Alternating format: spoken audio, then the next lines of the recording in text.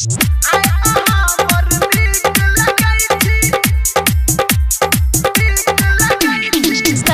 आप सुन रहे हैं धर्मेंद्र निर्मलिया को।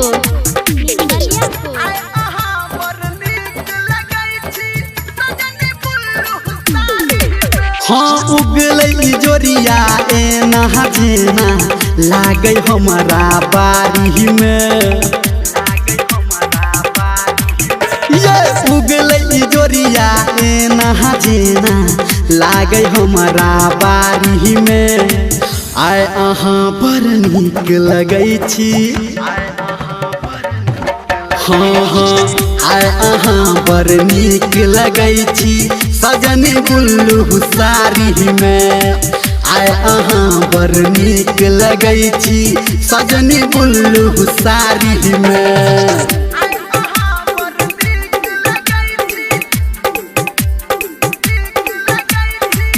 माँ गायत्री रिकॉर्डिंग स्टूडियो कंचन इब्राहिमपुर।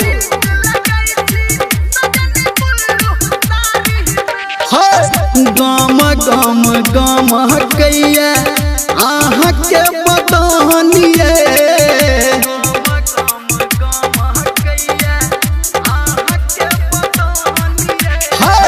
अपहाजा में धके माजा ले तो पर मानिए।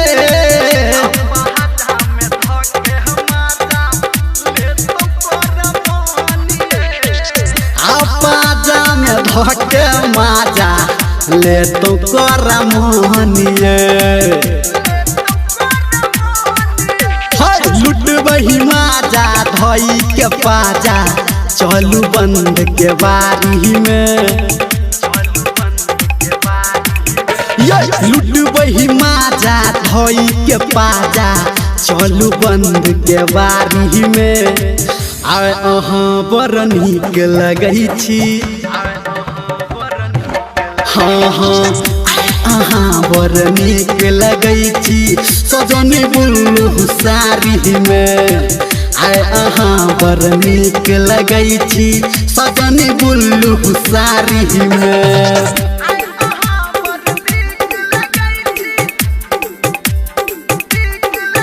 Singing by power star Dharmendra Ibrahimpur.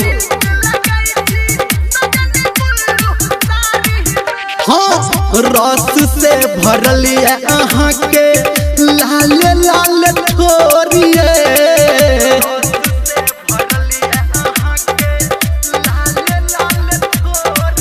हाँ अहाँ के जोड़ा नहीं छे अहाँ छी बेजोरिए।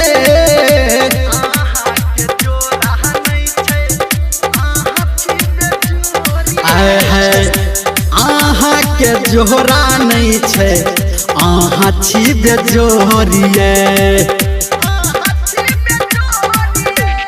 धर्मेंद्र निर्मलिया कहैया अहाँ के धके कबारी में। संजय गौतम अहाँ से कहे धके रानिया कबारी में। आय अहाँ बड़ नीक लगै छी।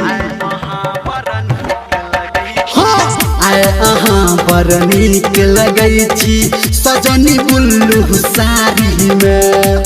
आय अहाँ बड़ नीक लगै छी सजनी बुल्लू साड़ी में। बुझलिए ये।